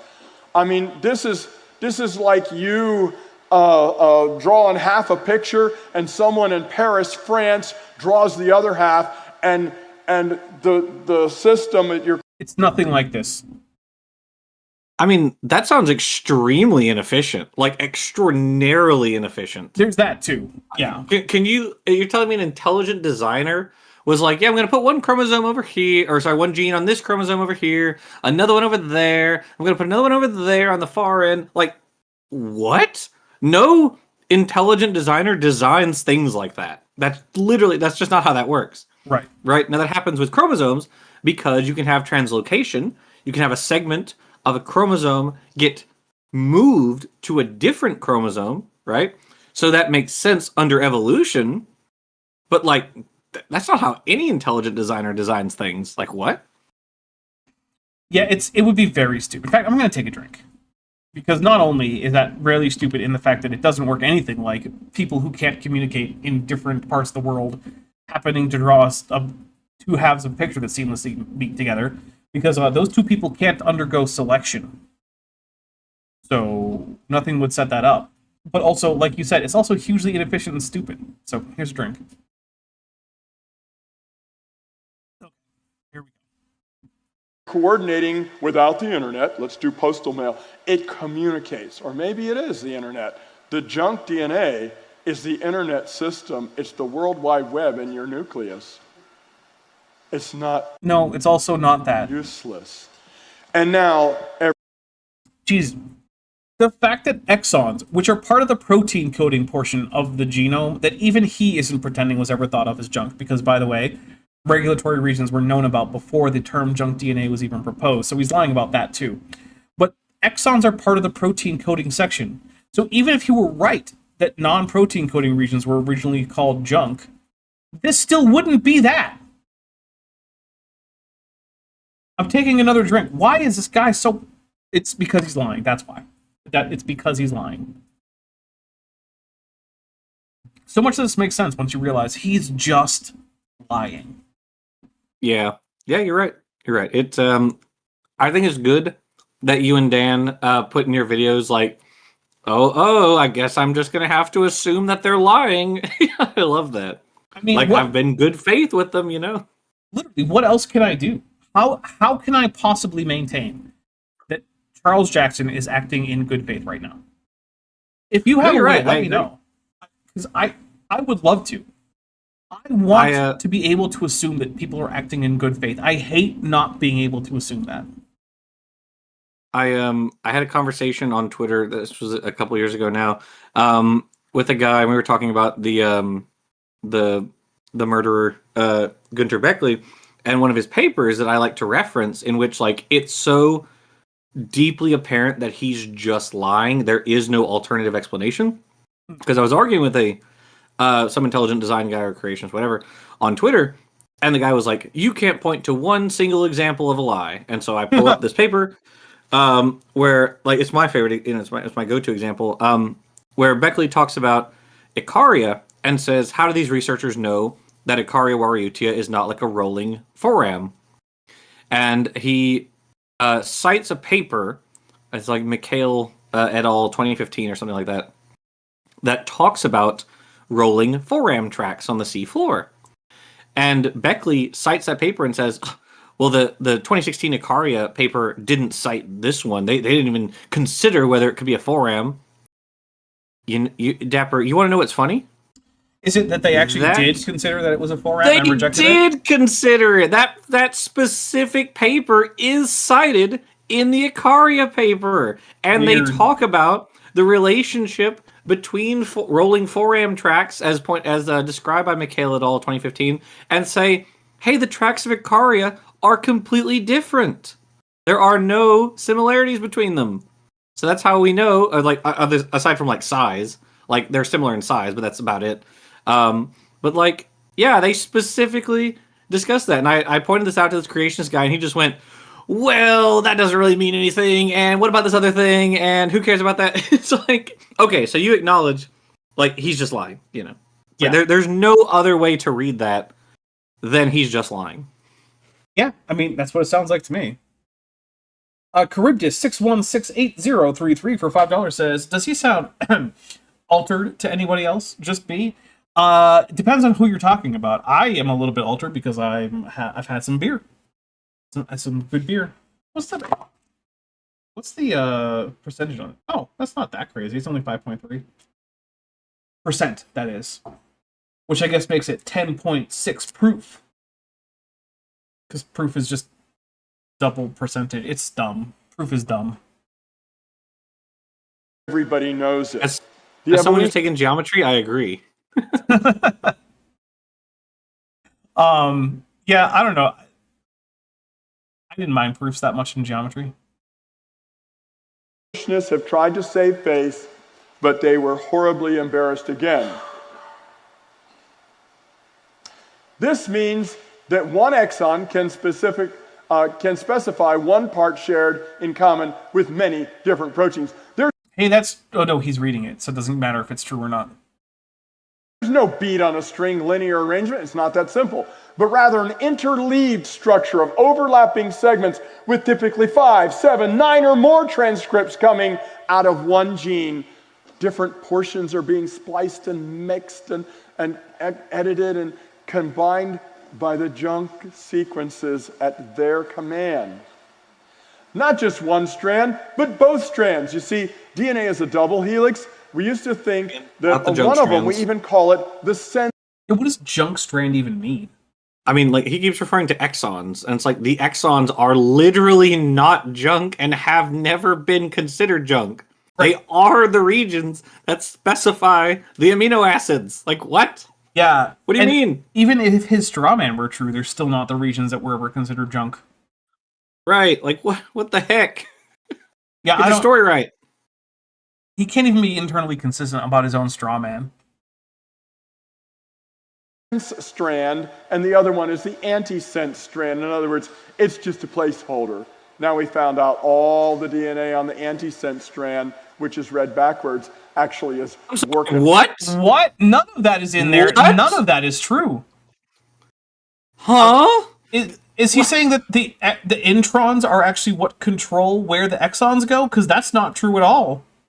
It also sounds like he's saying unless I misheard him, it sounded like he said that the opposing strand is not used, but they're complementary. Or that it's read backwards, apparently, I guess. Which is also that depends not on, really true. I guess that depends on how you're on how you're on how you are perceiving it personally, but what? Huh? Yeah, all of that ranges from No, you got that wrong too. Are you fucking kidding me? That's insane. You're lying. Yeah. Right. Taking a drink. Jeez. Okay, I'm gonna hit play. It's probably gonna get worse. hard too. See, we couldn't figure out what it was doing. And since we're so smart, it must not have been doing anything. So we called it the antisense strand. You will still see it called that in every biology. I have never ever seen any bit of DNA ever called an antisense strand in any textbook or any other source ever. Well, so what he's talking about is he's merely referring to the fact. Okay, so DNA is a double helix. So DNA is double-stranded, right? And RNA typically is single-stranded. So when we are, if we're from the point of view of like an enzyme, and we're grabbing on to DNA so that we can open it up and then transcribe a gene, the side you open up is going to be your sense strand. That's the one that you read. Okay. And then the opposing strand is the antisense strand. So the opposite sequence is called antisense because DNA runs in what's called an anti-parallel manner. So one sequence is 5' to 3', and the opposing sequence is 3' to 5'. Because they're complementary, right? So each base pair connects up with one particular other base pair, cytosine, guanine, and then adenine, thymine. And so him saying that we had no idea what the antisense strand is doing is unfathomably stupid. It's a double helix.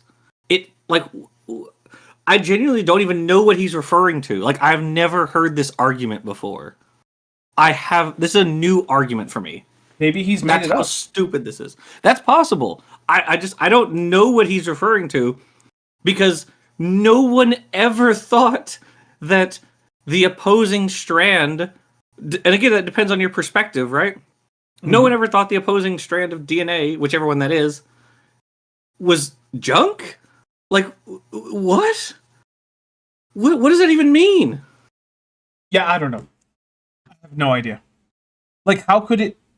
Even if that side isn't used for much, it still has to be there for the DNA to be a thing. Like, to physically exist as DNA. Yeah, like, what the heck? Dapper, this literally is a new argument for me. Like, I haven't heard a new argument since the, like, infinite neuron, I think, that we discussed on my channel one time, where this creationist said neurons are infinitely complex. So I think this is a new one. A new, actual, legitimate, a new argument. Wow. And it's very, very stupid. It is so dumb. Textbook, the antisense strand, they called it that because they believed in Darwin. No, they called that because it was complementary and running in the opposite parallel direction to the other strand, you dummy. I'm taking a drink for What that. What the frick? Just, oh my god, so stupid. Oh my god, it's so dumb. Believed in the prediction of evolutionary worldview. Transcription proceeds. Oh, not just one strand, get over the but fact. both strands. I'm sorry, I just can't get over the fact that he thought it was like antisense because it was a nonsense like strand of DNA. I genuinely can't get over that. Like, what? What? It has to be complementary. That's what DNA is. We've always known that. We've known this since the 1950s. No, Just Jackson, what? we've only pretended it since the time of Darwin. And we were wrong the whole time. Even before we knew what DNA was. Okay, the opposing strand is called antisense because we thought it was nonsense. Oh my god, that's such a stupid thing to say. Okay, I'm sorry. Proceeds not just one way, but both backwards and forwards. Transcription factors can be tens or hundreds of thousands of base pairs away from the gene. By the way, broadly speaking, backwards transcription is something that's mostly a prokaryote thing.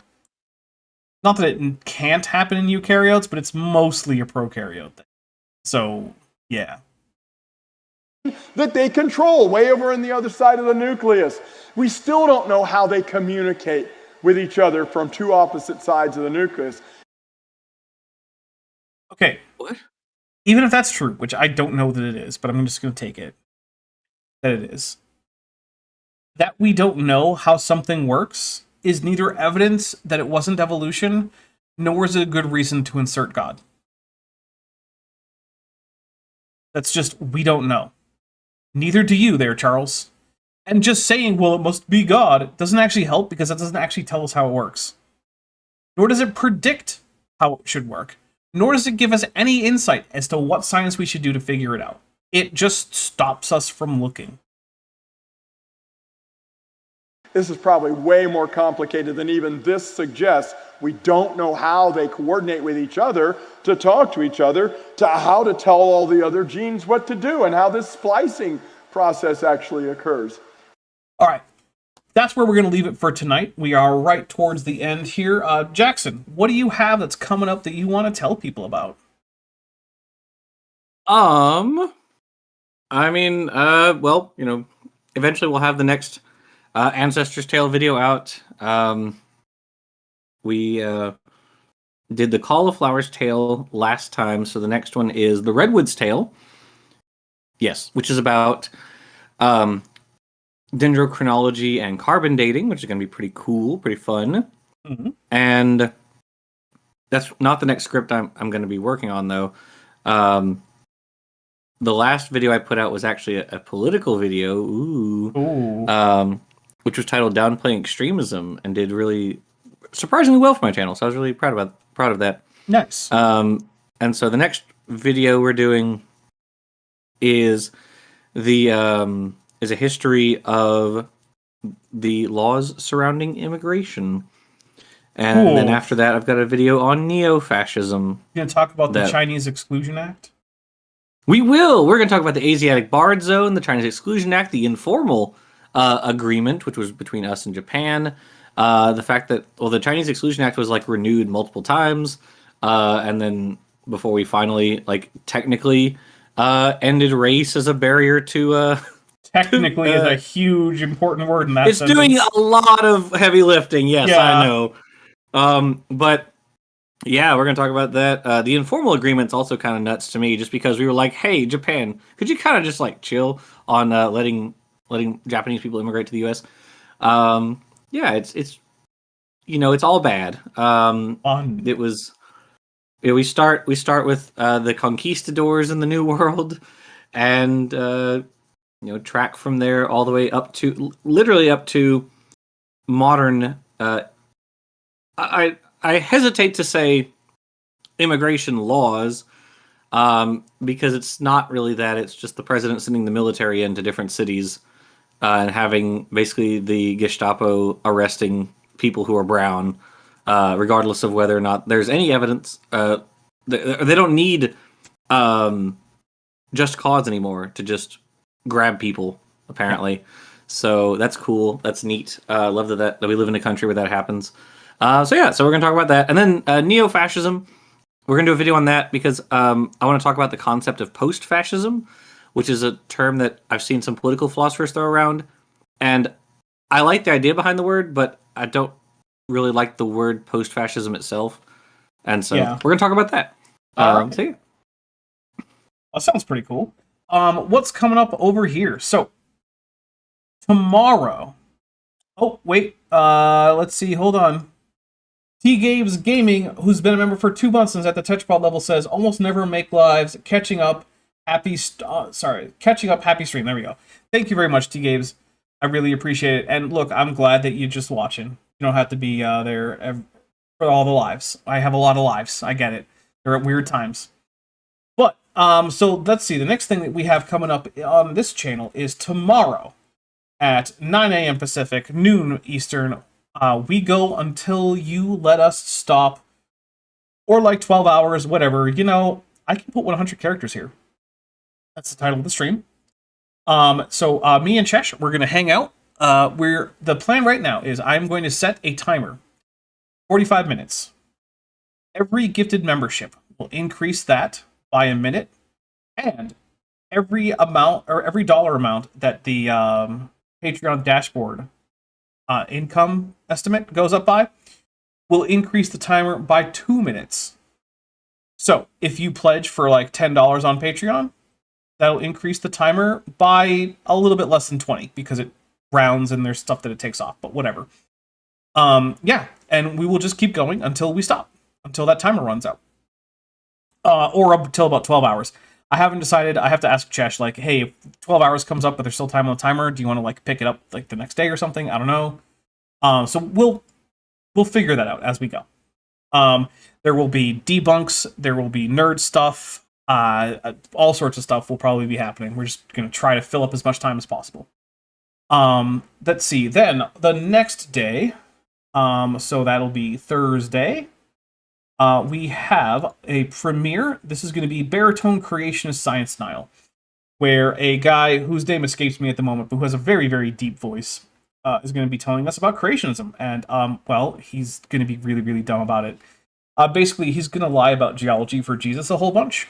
So, yeah. Oh, and hey, Jillian Wren says the 8-year-old says hi to you and Good Jackson. Well, hello, 8-year-old. Hope you're doing well.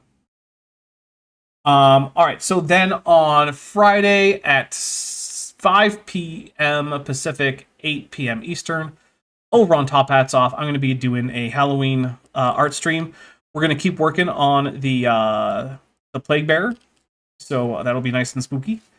So if you are, looking for something to do on Halloween, I don't know, come hang out with me for that or something. I don't know. Then on Saturday, we should be back with Dr. Kip Davis and Vishanti for more Dapper React. We're going to keep going, looking at the lack of contradictions in the Bible as evidence of the Bible being historically reliable.